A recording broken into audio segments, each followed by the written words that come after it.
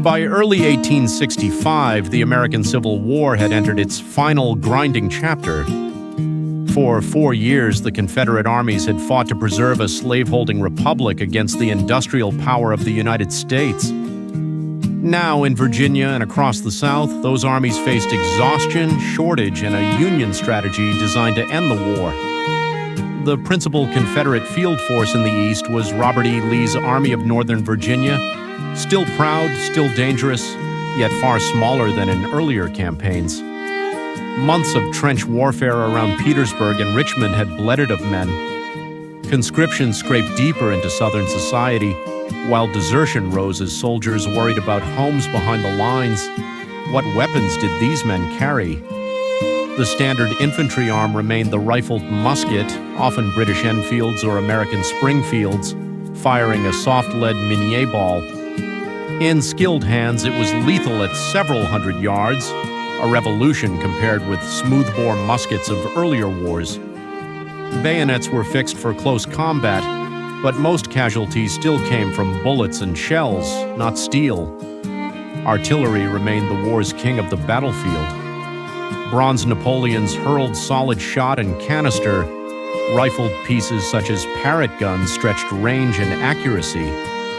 At Appomattox, Lee's remaining gunners would surrender dozens of cannon.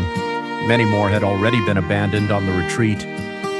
Ammunition, remarkably, often outlasted food. Ordnance officers had kept many units supplied with cartridges even as bread failed. Cavalry carried carbines, pistols, and sabers. Southern horsemen had once excelled at raid and reconnaissance, but by 1865, Union cavalry, better mounted and increasingly armed with breech-loading and repeating weapons, matched and then overmatched them. Tactics had changed with the weapons. Early war linear assaults across open ground against rifled fire produced horrific losses. By late war, both sides dug in. Breastworks of logs and earth, rifle pits, abatis, and fortified lines turned the Petersburg front into a preview of 20th century trench warfare. Confederate defensive skill prolonged the struggle. Frontal attacks against prepared works rarely paid. When Confederates attacked, as at Fort Stedman in March 1865, they sought a breakthrough to disrupt Grant's grip. Temporary success collapsed under counterattack. On April 1st, Union victory at Five Forks unhinged Lee's right. Richmond and Petersburg fell. The Army retreated west, hoping for supplies and a junction with other forces. Starvation, relentless pursuit, and blocked roads closed the trap near Appomattox Courthouse. There were real military achievements to acknowledge as history, not celebration. Innovative use of fortification, skilled defensive generalship that delayed defeat, an ordnance system that, despite a weaker industrial base, armed armies longer than many observers expected, and earlier operational victories that had once threatened northern cities. Yet structural disadvantages proved decisive.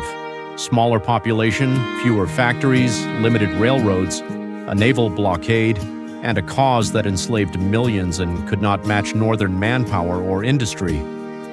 On April 9, 1865, Lee surrendered the Army of Northern Virginia.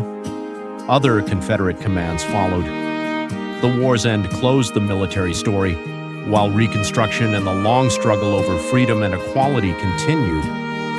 Understanding how Confederate soldiers fought, with what arms, what tactics, what successes, and what failures, helps us see the Civil War as it was, a modernizing conflict whose weapons and trenches foreshadowed future wars and whose political stakes reshaped the United States forever. Beyond Virginia, Confederate forces still held pockets of resistance in the Carolinas and the Trans-Mississippi. Joseph Johnston's army faced Sherman's advance, while naval blockades strangled ports and starved industry of imports. The common Confederate soldier by 1865 was often a veteran of multiple campaigns, skilled at digging, skirmishing, and stretching scant rations, yet morale cracked when letters from home spoke of invasion and hunger. Historians note that firepower had outpaced outdated open-order tactics early in the war, teaching a brutal lesson. Massed ranks against rifled arms and artillery meant catastrophic casualties. The shift to earthworks was not only Southern ingenuity, it was a shared adaptation. What made Confederate defense remarkable was how long it delayed the inevitable against superior numbers and logistics. When we study these armies today, we separate military analysis from moral judgment. The Confederacy's political project rested on slavery. Its soldiers fought with courage and hardship under that banner. An honest education holds both truths: the skill and suffering of the men in the ranks, and the justice of the war's outcome for human freedom in the United States.